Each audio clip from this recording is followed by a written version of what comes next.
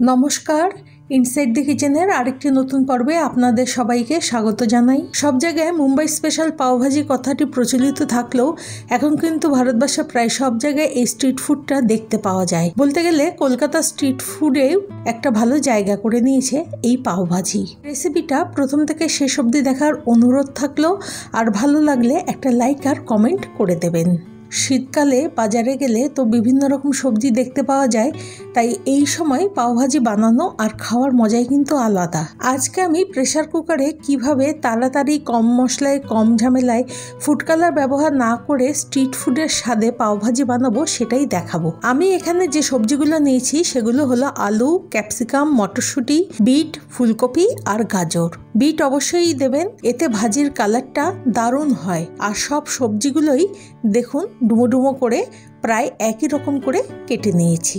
এবার রান্না শুরু করা যাক। প্রেসার কুকারে প্রথমেই সাদা তেল দিচ্ছি আর বাটার দিচ্ছি 1.5 টেবিল চামচ মতো। শুধু বাটার দিলে তাড়াতাড়ি জ্বলে যেতে পারে, তাই তেল আর বাটার সবসময় একসাথে মিলিয়ে দেওয়াই ভালো। তেল আর বাটার একসাথে গলে গেলে আদা রসুন বাটা 1.5 টেবিল চামচ মতো দিয়ে দিচ্ছি।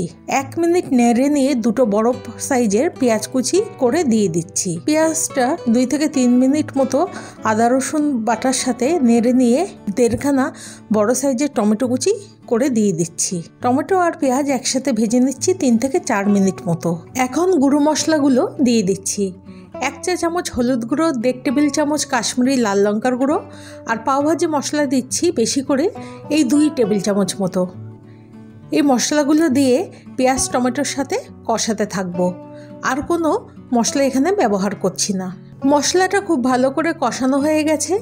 লো ফ্লেমে 3 থেকে 4 মিনিট মতো রান্নাটা করেছি, তেলটা ছেড়ে বেরিয়ে এসেছে। এখন কেটে রাখা সবজিগুলো সব দিয়ে দিচ্ছি।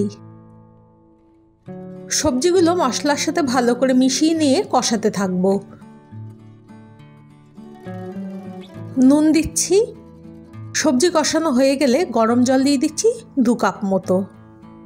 জলের সাথে সবজিগুলোকে নেড়ে নিয়ে প্রেসার কুকারের ঢাকনা আটকে দিলাম।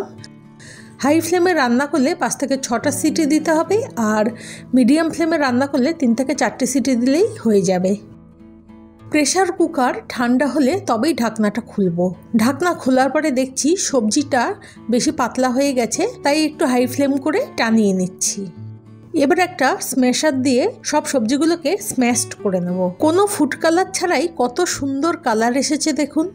নুনটা কম মনে হলো, আবার একটু দিয়ে দিচ্ছি। যদি আমার রান্না আপনাদের পছন্দ হয়ে থাকে প্লিজ একটা লাইক আর কমেন্টস করার অনুরোধ থাকলো। আপনাদের ভালোবাসা ও সঙ্গে থাকা আমাকে সামনে এগিয়ে যেতে সাহায্য করবে। এবার সবজিতে তড়কা দেব। তার জন্য একটা ছোট প্যানে বাটার দিচ্ছি কিছুটা কাসুরি মেথি আর পাওভাজি মশলা দিচ্ছি অনেকটা বেশি পরিমাণে। সমস্ত উপকরণ একসাথে ভালো করে মিশিয়ে নিয়ে এটা সবজির ওপর দিয়ে দিচ্ছি। লাস্টে অনেকখানি ফ্রেশ ধনেপাতা কুচি করে দিয়ে দিলাম। সব একসঙ্গে আরেকবার মিশিয়ে নিয়ে গরম গরম পরিবেশন করব। ব্রেড বা পাও টোস্ট করা বাকি আছে, তার জন্য আমি একটা প্যানে বাটার নিয়ে তার মধ্যে সামান্য কাসুরি মেথি, পাওভাজি মশলা আর যে পাওভাজির জন্য ভাজি বা সবজিটা বানিয়েছি সেটা 1 চামচ মতো দিয়ে সব উপকরণগুলোকে একসঙ্গে মিশিয়ে নিচ্ছি। তারপরে একটা ব্রেড বা পাওয়ের মাঝখানটা কেটে নিয়ে আমি এই মশলাগুলো মাখিয়ে টোস্ট করছি। এই মশলাগুলো দেওয়ার কারণে এই ব্রেডের স্বাদ কিন্তু অনেক গুণ বেড়ে যাবে। পরিবেশন করছি। ব্রেডগুলোর সাথে পেঁয়াজ আর লেবু দিচ্ছি। পেঁয়াজ আর লেবু দিলে ভাজি বা সবজির স্বাদ অনেক গুণ বেড়ে যায়। দেখুন কত সহজে কম মশলায় তাড়াতাড়ি তৈরি হয়ে গেল পাওভাজি। আমি এখানে পাওভাজি সবজিটা পরিবেশন করে তার উপরে কিছু ধনেপাতা কুচি ছড়িয়ে দিচ্ছি।